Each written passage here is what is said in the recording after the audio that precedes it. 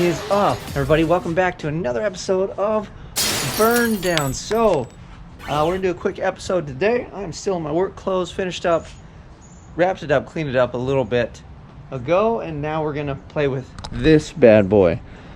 So last time when we left off, I just kind of done the hood and we set it on here, and we were all excited because it turned out somewhat decent. At least I know I can fix it. Let's just say that. So from this state, moving forward, we can make it look decent as far as body and all that stuff goes. Body work and splash and paint on it with everything else.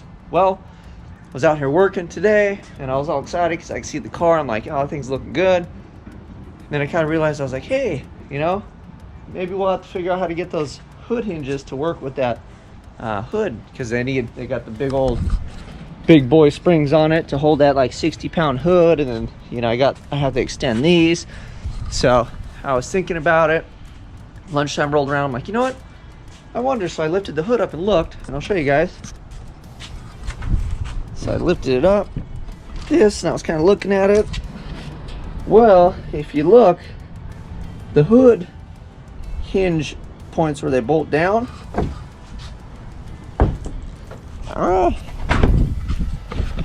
So the hood hinge points where they bolt on are on the fenders themselves, right? Well, then the fenders are bolted to the cowl and then bolted down, and then the hood hinge goes in there.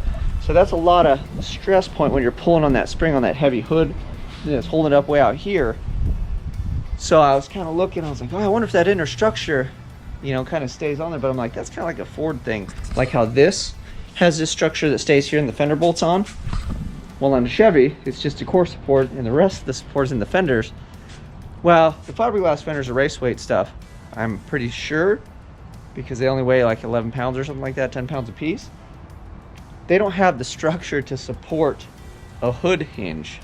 So that means this hood being a bolt-on hood, which meaning it bolts to hinges and opens like a normal hood, and we just run the pins on the front, doesn't really work, because I'd have to build some sort of structure, a bunch of crap, in order to do that, because those fenders are flimsy. So then we'd have to put whatever else in there, and I don't want to deal with it. So I think the plan, tentatively, at least for right now, is I'll pull the hood off. We'll just kind of leave this as is. I don't need to do body work or nothing yet, because I don't know if we're done screwing with the hood, which I don't think we are, unfortunately.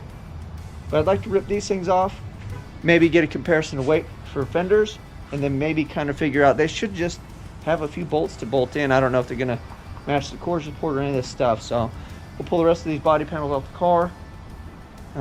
We'll get a weight on these fenders versus the new ones, and then maybe see if we can kind of tentatively get them to kind of hang on there, and then throw this on there and kind of see how it looks. But I don't have a ton of time.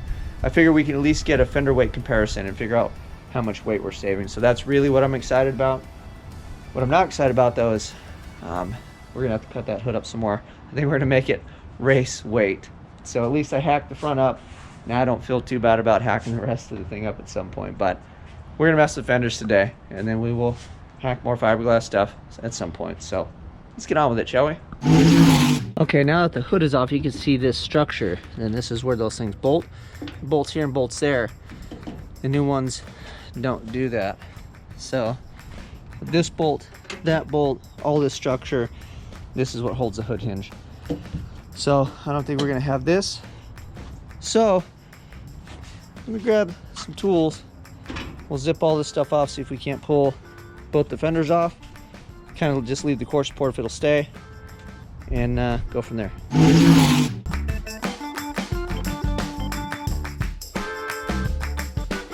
I got all the bolts off. I'll show you on this side so I don't have to lay in the dirt. But on most GM or most vehicles, there's a bottom bolt. Well, this bottom bolt is captured, but as you can see, it's the magical ever-turning bolt. So my initial thought is just to cut the fender off, and then I can get a saw in there and cut that out. I'm gonna play with it for a little while, then I'll bring you guys back. That's the easiest way to do it, but I feel like I have to cut the bottom of each fender off. I guess as long as I do a decent cut on it, worst case, if I had to bolt those back on, I could just stitch that little bottom part back on. It's not that big of a deal. But let me see if I can figure out how to get a hold of that thing and turn it. I doubt it because they're rusty. And yeah, so let me mess with it. I'll bring it back if we make progress. Okay, we got lucky on this one. The bolt actually rusted and broke off. So the rest of the bolts came out, same as the other side. That one's still in there. But since this one came out easy, I figured we got scales out and we will get the difference in weight. So let's weigh this one first, even though we already kind of know what it weighs. So just to double check, so we got this thing zeroed out.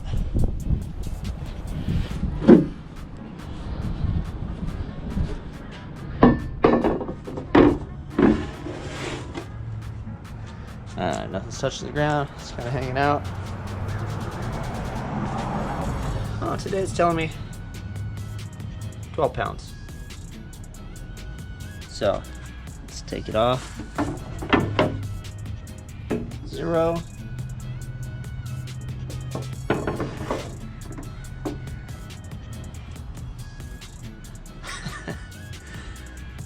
So there you go. So it's saying it's 12 pounds. So let me put the other one on there. So we got 12.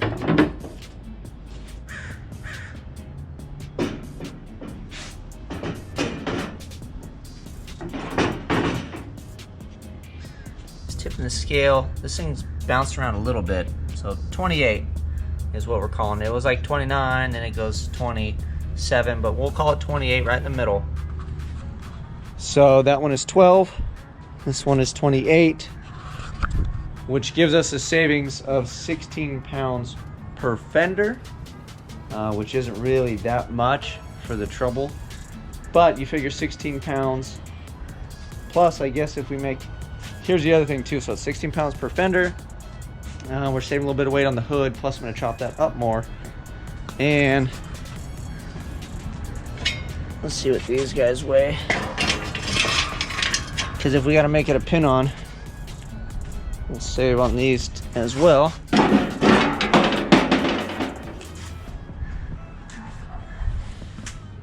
So there, that's 30, 36. What is it without it?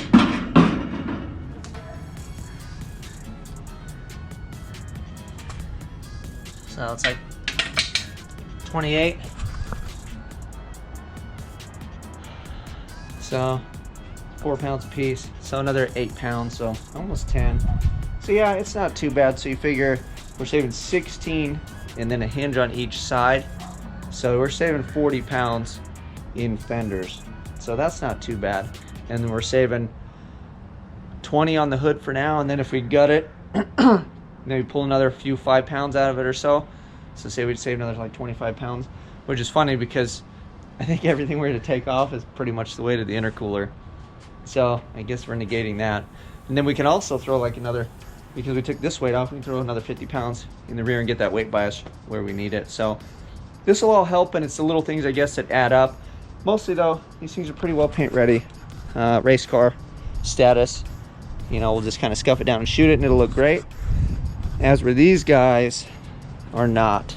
You know, this is beat in, this is wrinkled. They have the holes in it and the whole thing. So yeah, so we'll continue with it. And then I think I have to make the hood a pin-on hood. So we'll get the fenders on there. And then also this thing, I don't know how well the fiberglass is going to hold up with this. So I may do like a little strut rod from here to back here. Hell, I could even maybe have it bolt in, just have it bolt in here to here. But we'll put the fender in place to hold it, and then we can brace it up. That way going down track or driving around or whatever, it doesn't just basically wiggle and break my fenders all to bits. But yeah, we'll keep on rolling with it. So that's the weight savings on that. It's not terribly significant, but you figure 20 pounds of fender, it's 40 pounds. That's not terrible. So all right, let me get that other fender off, and then we'll keep on moving. All right, well, that's how she looks with a fender just kind of clamped on. So it has the peak, as where that side doesn't. Funny part to me though, so this I guess is supposed to have like a trim piece that kind of meets up, and this looks unfinished, and that also looks unfinished. But if I shot the inside of this black, I think it'd be kind of fine. It would just kind of blend in. I might be able to glass like a little piece in here, a little tab to hold the end of this, and then that'll give this more structure. But I might just make a little L bracket, glass it in, and then I can just at least throw one bolt on that, and I'm okay with it. You know, from far away, when we put the intercooler stuff back on, I had to remove the gravel guard on this side to get this to fit back in, because I believe it takes a different gravel guard, obviously. But there's a flat piece here and a piece that hangs down. So literally I could just make like an L-shaped piece that comes out, or put a little step in it, and just make a flat piece that ends where the intercooler is and then hits this to kind of take that gap up at some point. But the bumper's like crooked. I mean, we got stuff to contend with. I don't want to get too carried away, and honestly I don't even know if I care too much about having the gap, to tell you the truth. But it's weird with kind of a straight piece on here, and then this edge isn't really that great. But I figure once we kind of bolt it down, it looks like if I bolt this and I kind of get it where it's supposed to go, that the gap, I'll be able just to shave it. And even if the gap's pretty big, I don't care, as long as the door opens and nothing interferes. I'm okay with it. It's weird seeing a smooth panel though, with the rest of the car being as rough as it is. So kind of excited, to tell you the truth. And I'm okay with a little bit of ugly. I think it gives it some character. All right, that was my expert level fender removal. So here is our culprit. Oh, whoa, whoa, whoa. Look at all that extra weight we're carrying around. Anyway, this is our buddy that's stuck. So I'm just gonna cut it off.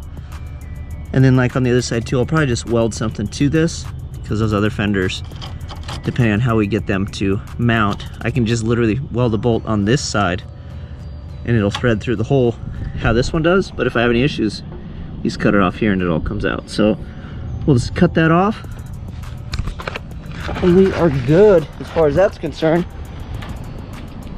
And then oh look, that's where the heater goes. We should take this part out. I wonder if that comes off. There's a firewall. Anyway, be nice to cut all that off, then I could run my exhaust out the bottom of the fender right there. But anyways, we cut that off. We'll lay the other fender in place, put the hood back on, give it a gander, call it an afternoon. All right, well there you have it. It's a sneak peek. Obviously we're not really bolted down, it's just setting in place. But it's my 64, 65 hybrid. Yeah, we'll probably have to do some sort of fill panel in there.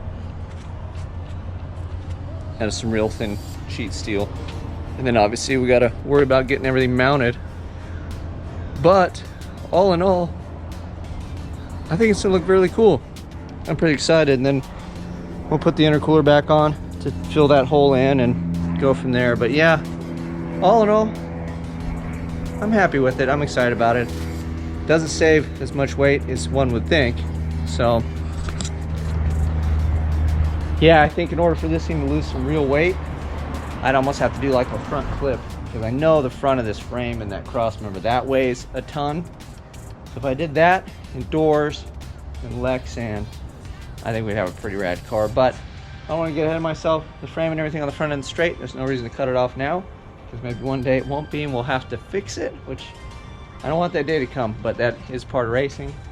So we'll leave it alone. We'll have some fun. I'd rather get back to racing sooner than try to build something I don't really need. I think we'll get this back in action. We'll put the 6-liter back in, and we're gonna have a lot of fun. We'll splash some paint on it, and at least we'll kind of look cool. And we can get back into racing is what it's all about. It's really not about looking good, it's about going fast. But like I said, bought these parts, figured I'd use them. And yeah, I bit off a lot. I think it's a bit more than I thought. You know, I didn't think it'd be that much effort, to tell you the truth. I just kind of bolted on and stuff. But yeah, I will say, if you want to shave weight, if it were me and I had to do it again, I got a decent deal on these parts. But if you just got a one-piece front end, you'd probably be way better off. Get the one-piece front end and the pin on hood, and you'll really save a bunch of weight. But again, it's going to be a lot of effort. Core support, all that stuff's going to have to change. So either way, there's no free ride, right, when you're racing. But happy with the look. We'll get these things mounted. We'll get that hood on there. I'm going to cut the crap out of this hood. See if we can't pull another 5, maybe 10 pounds out of it. We'll see what we can get out of it without making it a noodle. And then we'll be good to go. But I don't want to do that after I get the fenders. After I get the fenders mounted properly, we will gut this thing and then body work it, and we'll be looking spectacular. So you guys, thank you for watching. Another short video, but I figured I'd update you as we go so we don't get too far behind. You guys know what to do. Like, subscribe, share. Till next time, I'm out.